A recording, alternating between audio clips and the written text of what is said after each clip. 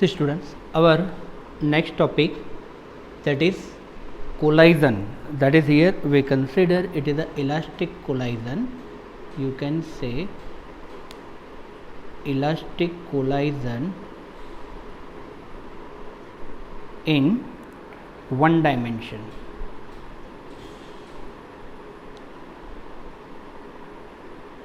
Elastic collision in one dimension, right friends? So here we consider two sphere, right? Here we consider two sphere, and these two sphere are moving, that is both sphere are in motion, right? That means here it is a one sphere, it is a another sphere. These two sphere are in motion. Okay, so we can say it is a initial condition, and you can say it is a final condition.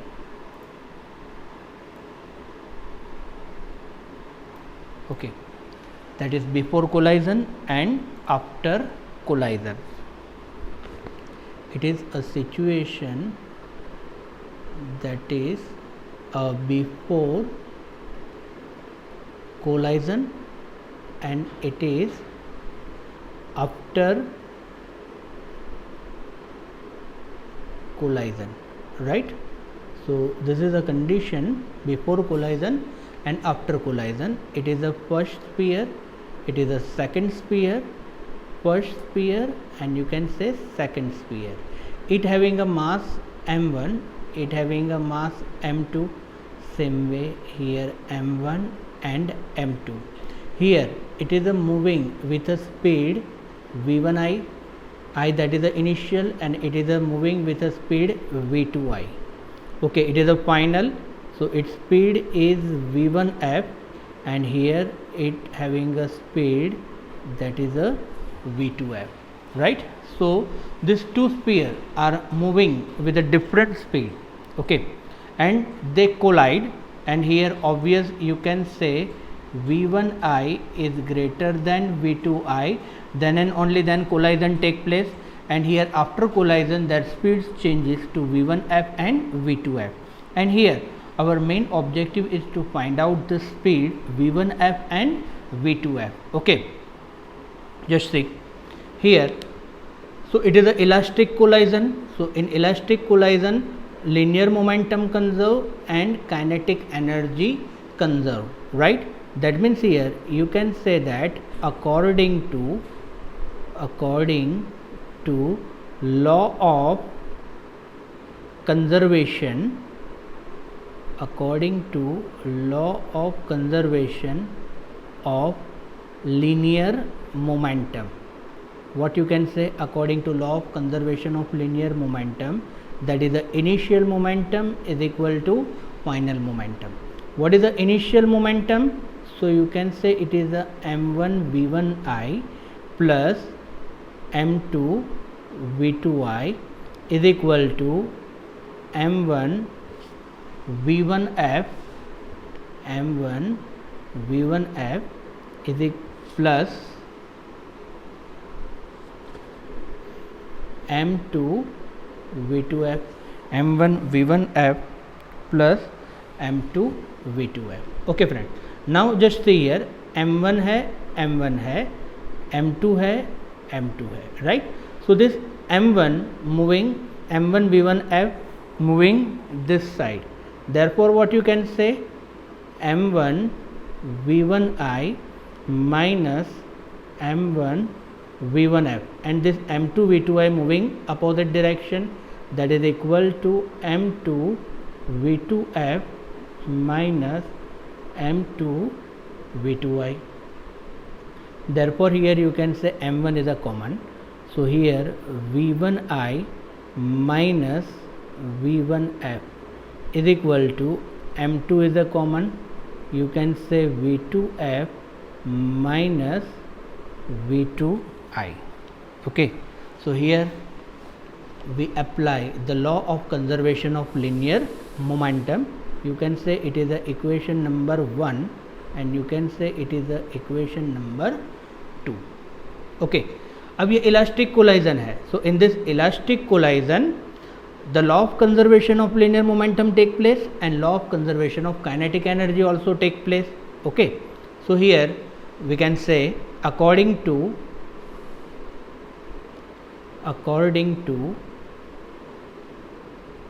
law of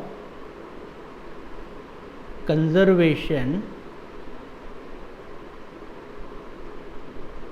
of kinetic energy, that is equal to, you can say, initial kinetic energy is equal to final kinetic energy. Okay friends, now what is the initial kinetic energy?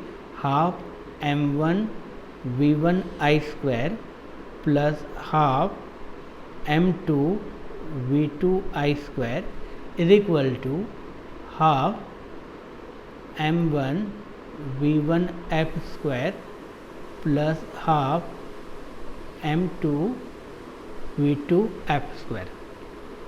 Now what happened? Half common and cancel, therefore you can say m1 v1 I square plus m2 v2 I square is equal to m1 v1 f square plus m2 v2 f square. Now see m1 v1 I square, m1 v1 f square. Suppose here we can say this m1 v1 f moving this side, so it is a negative, and m2 v2 I square moving opposite direction, so it is also negative. Okay, now what happened? Just see here, therefore m1 v1 I whole square minus m1 v1 f whole square, that is equal to m2 v2 f whole square minus m2 v2 I whole square. Therefore you can say m1 is a common factor, v1 I whole square minus v1 f whole square is equal to m2 is a common factor, v2 f whole square minus v2 I whole square. Right friends, so here you can say it is the equation number 3. अब हम क्या करेंगे? 3 and 2, ये है हमारा equation number 2, ये दोनों का डिवीज़न ले लेंगे. Right, that means here divide equation 3 and 2, dividing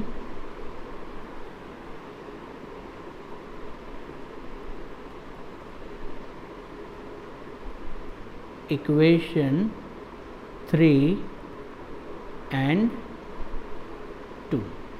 okay, 3 पहले लिख लेते हैं, that is m1 v1 I whole square minus v1 f whole square is equal to m2 v2 f whole square minus v2 I whole square upon.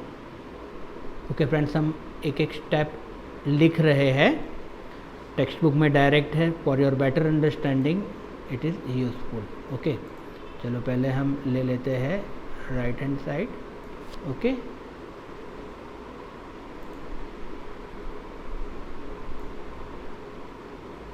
ये division में गया, then left hand side ये गया division में. Okay, now here what you can say? Here we can say that m1 m1 cancel, m2 m2 cancel. Therefore here अब ये v1 I whole square minus v1 f whole square, तो इसका होगा factorization a square minus b square के form में. That is here you can say v1 I minus v1 f v1 I plus v1 f upon v1 I minus v1 f.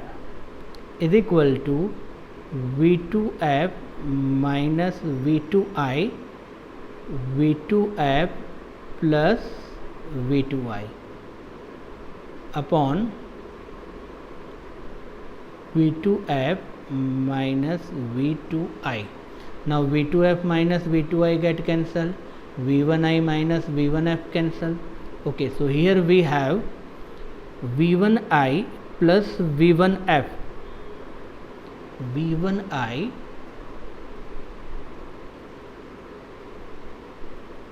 is equal to V2F plus V2I. V2I. Okay, so here we have equation of V1F. So V1F, that is equal to V2F plus V2I minus V1I. Okay, you can say it is your equation number 4. क्या होगा ये आपका equation number 4. Okay, अब मैं equation number 4 की values substitute करूँगा. कहाँ पर सब्सटीट्यूट करेंगे हम? इक्वेशन नंबर 4 की वैल्यू इक्वेशन नंबर 1 में सब्सटीट्यूट करेंगे, राइट? तो इक्वेशन नंबर 1 में सब्सटीट्यूट करेंगे, right? So just focus here. यहाँ से ये इक्वेशन को हम उठा लेंगे. Okay, equation number 1, right?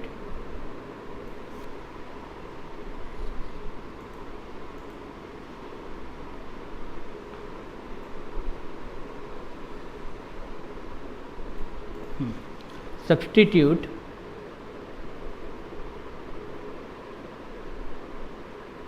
equation 4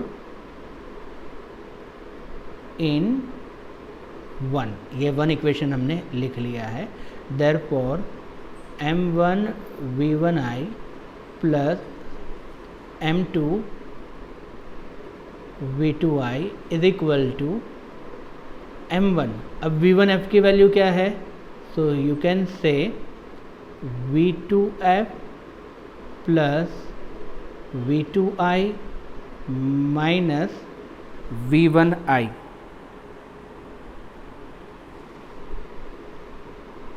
plus M2 V2F.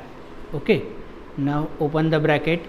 So M1 V2F plus M1 V2I minus M1 V1I plus M2 V2F. Okay, अब ये V2F है और ये भी V2F है. So this two V2F. So V2F is a common factor here. Okay, so you can say V2F is a common factor. So inside a bracket M1 plus M2 into V2F plus M1 V2I minus M1 V1I. Okay, here you can say M1 V1I plus M2 V2I. Okay, अब ये भी V2I है, V1I V2I. चलो, ये जो दोनों term है, this two term moving opposite direction, तो हमें ये V2F की वैल्यू यहाँ से मिल जाएगी. हमें फाइंड करनी है V2F की वैल्यू. Okay, so take care here. Therefore we can say M1 plus M2 into V2F is equal to M1 V1I. अभी M1 V1I अपोजिट डायरेक्शन में है तो हो जाएगा plus M1 V1I plus M2 V2I opposite direction में है तो हो जाएगा minus M1 V2I. Okay, therefore here you can say V2F is equal to, अब ये जो दो टर्म है, okay, here we have this two term m1 v1i plus m1 v1i that is equal to क्या होगा 2 m1 v1i और ये m2 v2i minus m1 v1i, यहाँ से कॉमन निकलेगा, क्या कॉमन निकलेगा v2i कॉमन निकलेगा यहाँ पर. Okay, that means here you can से 2m1 upon m1 plus m2 into v1i plus m2 minus m1 upon m1 plus m2 into v2i. Okay, तो फ्रेंड्स ये हो गया हमारा इक्वेशन. इसका इक्वेशन है, it is the equation v2f के लिए, राइट. सो ये बहुत ही इम्पोर्टेंट डेरिवेशन है. यू कैन से 4 मार्क्स 5 मार्क्स के लिए ये हमने v2f ही फाइंड किया है. अभी हमें v1f फाइंड करना बाकी है. ओके, तो फ्रेंड्स यहाँ पर हम ये v2f की वैल्यू सब्सटीट्यूट करेंगे v1f में. Okay, so here you can say it is equation number 5. okay, so substitute 5 in 4. okay, so here substitute equation 5 in 4. so substitute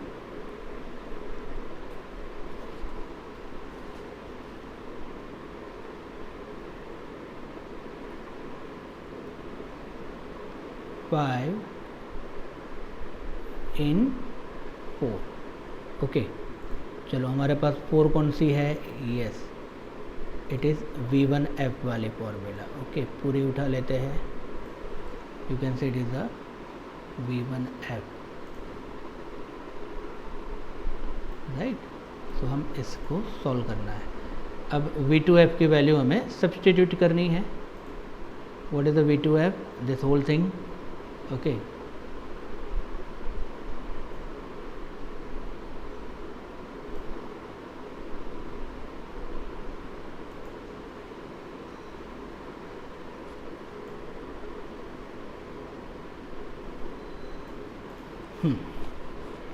हमने v2f की वैल्यू सब्सटीट्यूट कर ली प्लस v2i माइनस v1i. अब ये दो term है v1i के लिए. Okay, और ये टर्म है v2i के लिए, राइट. तो अगर यहाँ पर मैं v1i को कॉमन लेता हूँ तो what is inside a bracket 2m1 upon m1 plus m2 minus 1 plus यहाँ पर v2i कॉमन रहेगा. v2i is a common factor, so inside a bracket m2 minus m1 upon m1 plus m2 plus 1. okay, that is equal to v1i still remain common, so you can say open the bracket or cross multiplication 2m1 minus m1 minus m2 upon m1 plus m2 plus here v2i is a common factor, you can say m2 minus m1 plus m1 plus m2 upon m1 plus m2. so here you can say m1 get cancel and here 2m1 minus m1, that is the m1. so that means here you can say m1 minus m2 upon m1 plus m2 into v1i plus m2 plus m2, what is it, 2m2 upon m1 plus m2 into v2i, right? So it is your v1f. Okay friend, so here we have, it is equation of v1f. Okay, so by this way we have values v1 v1f and v2f, right friends? Now we are going to discuss a special case. Okay, so here we have 3 different case, right? चलो देखते हैं क्या क्या case है. So here पहले हम ले लेते हैं v1f एंड v2f के equation. Okay, you can say this are special cases. Okay, so कौन कौन से केस है? तो पहले हम v1f एंड v2f की वैल्यूज़ कंसीडर कर लेते हैं. ये है v1f, चलो ले लेते हैं v1f.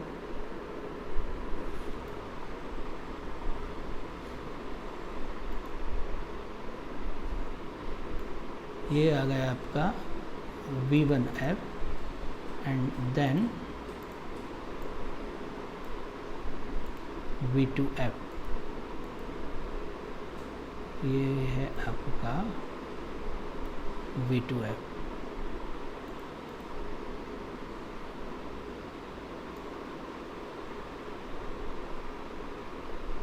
Right. So case number 1.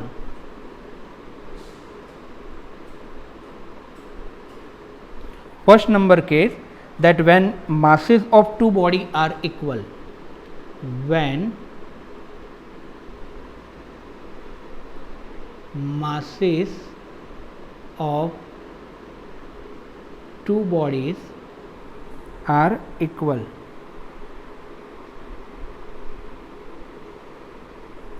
that is here you can say m1 is equal to m2. m1 is equal to m2. Now tell me what is the v1f. m1 is equal to m2 करना है, मतलब ये term हो जाएगी 0 और यहाँ पर ये टर्म हो जाएगी 0. ओके, v1f में ये टर्म हो गई 0. 2m upon m plus m, that is 2m. So 2m get cancel, तो हो गया खाली v2i.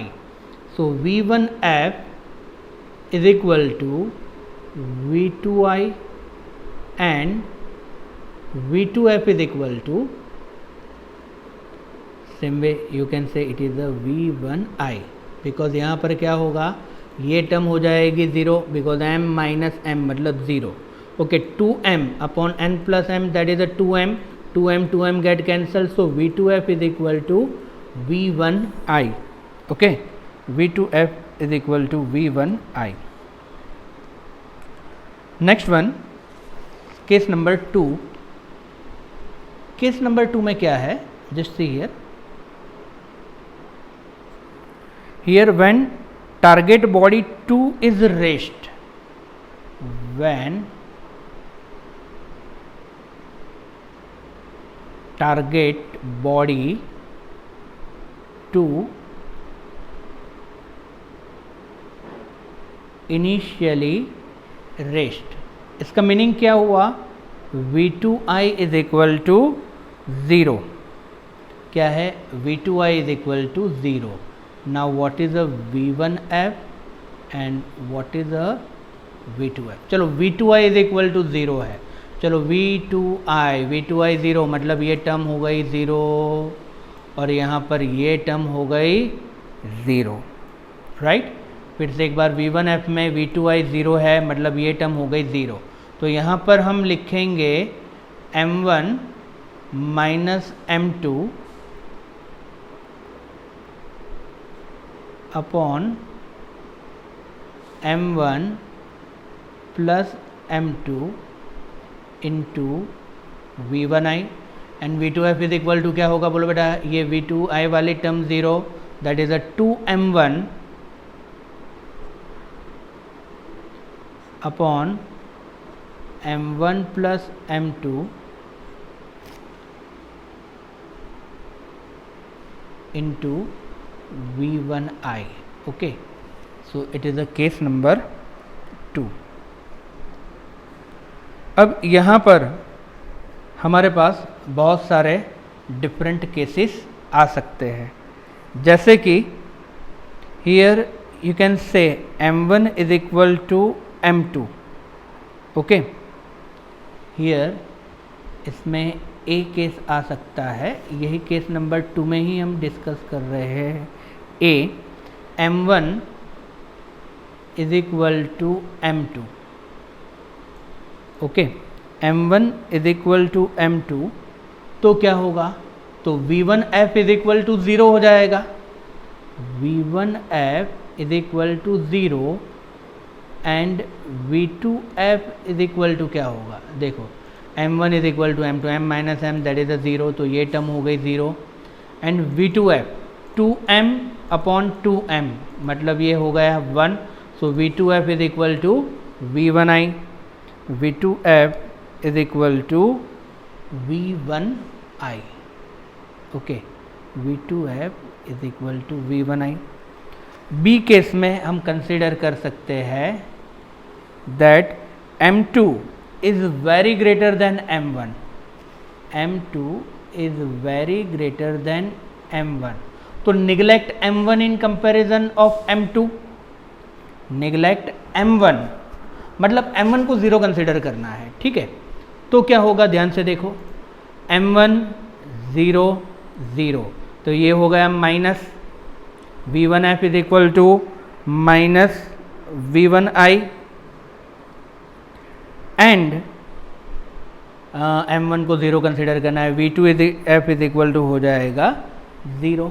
Okay, therefore here you can say that V1F is nearly equal to V1I and V2F is equal to 0.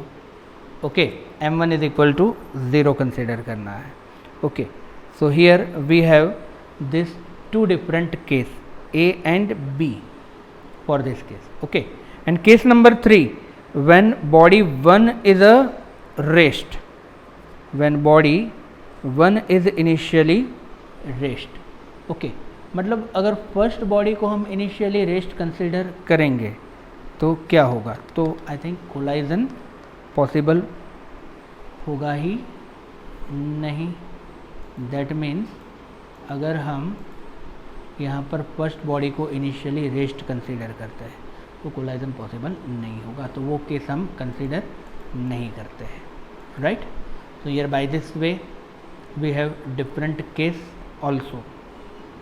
चलो, अगर consider करना है तो हम कंसीडर कर भी ले लेते हैं, that is a case number 3. Case 3, body 1 initially at rest.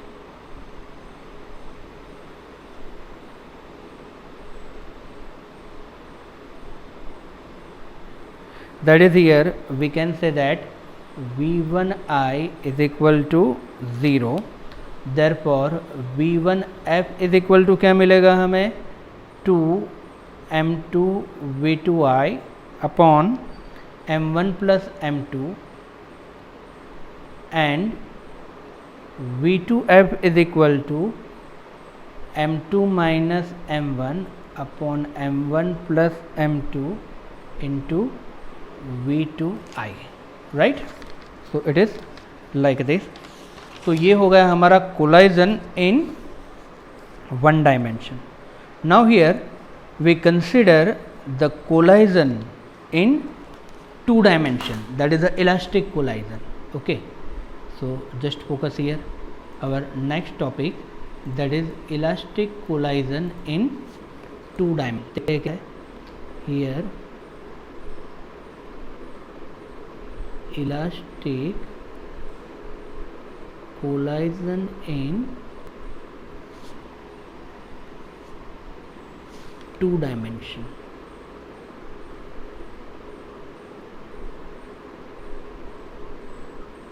चलो कैसे है इलास्टिक कोलाइजन इन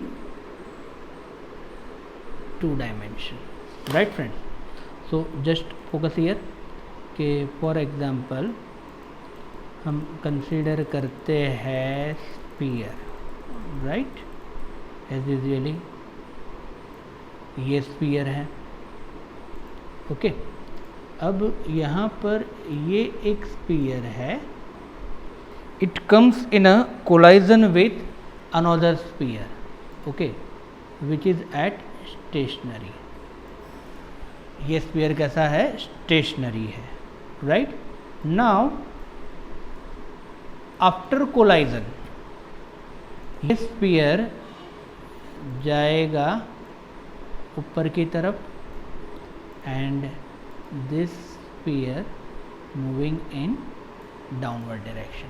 मतलब यहाँ पर ये कोलाइजन हुआ, ये अब ये गया, एक गया यहाँ पर और दूसरा गया अपोजिट डायरेक्शन में, बराबर है।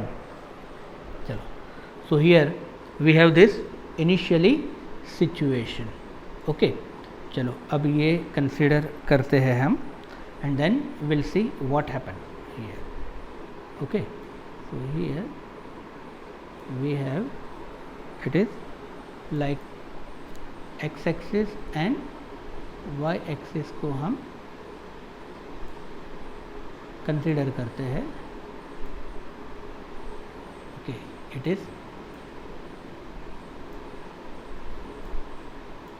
Like this. अब यहाँ पर एक गया पर्टिकुलर ये डायरेक्शन में, second one moving along this direction, okay. Now just see here it is a first sphere having a mass m1, it is a m2, m1,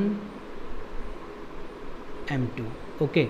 Here it is a moving with a speed v1i, m2 is a stationary, so here you can say v2i is equal to 0. It is a moving with a speed v1f, it is moving with a speed v1f and here it is moving with a speed v2, okay. And here we can say the angle is theta 1 and this angle is theta 2, okay. अब यहाँ पर इसका momentum क्या हो गया, final momentum क्या है, ये हो गया m1 v1f और ये है m2 v2f, राइट। चलो, so here it resolve into component, you can say m1 v1f cos theta 1, this component m1 v1f sin theta 1, okay. Similar way m2 v2f के component, तो m2 v2f cos theta 2 और ये component रहेगा m2 v2f sin theta 2, right. So here once again it is elastic collision, so according to law of conservation of linear momentum, okay, what you can say, according to law of conservation of linear momentum, you can say initial momentum is equal to final momentum. What is the initial momentum? m1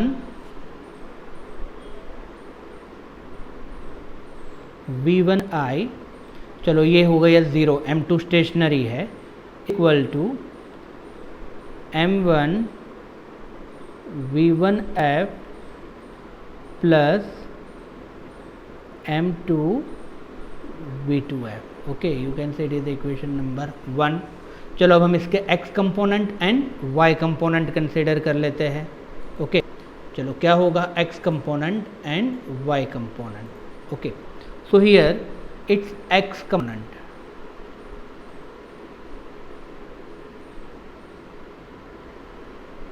What about the x component? Friends, just see here. So m1 v1i ये हो गया 0, m1 v1f cos theta 1 plus m2 v2f cos theta 2. Okay, so m1 v1i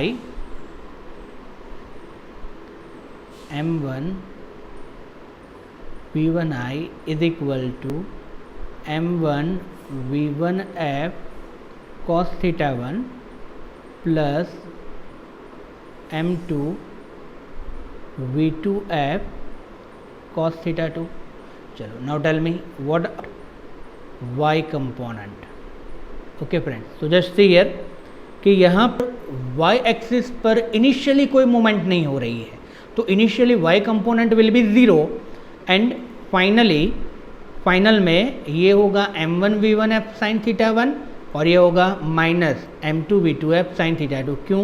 क्योंकि ये है opposite direction में. Okay, so initially इसका जो y component वो हो गया 0 is equal to m1 v1f sin theta 1 minus m2 v2f sin theta 2.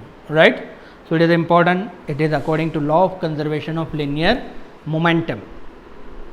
Now here we can apply the law of conservation of kinetic energy.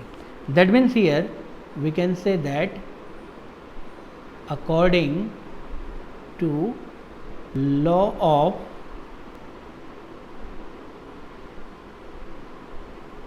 conservation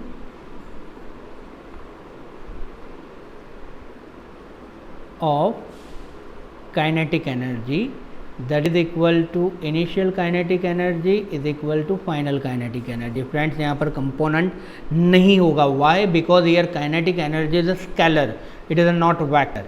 So that means half m1 v1 I square. Okay, ये v2i तो 0 ही है, मतलब kinetic energy इसकी होगी 0. तो m1 half m1 v1 i whole square is equal to half m1 v1 f square plus half m2 v2 f square. That is equal to half m1 v1 f square plus half m2 v2 f square. Right? Here it is an elastic collision. That's why here we apply the law of conservation of linear momentum and the law of conservation of kinetic energy. Okay, so once again, this all topics here we discussed today, this all are very important. Right? ये video minimum 2-3 बार देखो, बीच बीच में video pause करके आप अपने आप derivation करना start करो. ये 5 मार्क्स के लिए हॉट फेवरेट क्वेश्चन है, so it is a compulsory to learn it. Okay, done.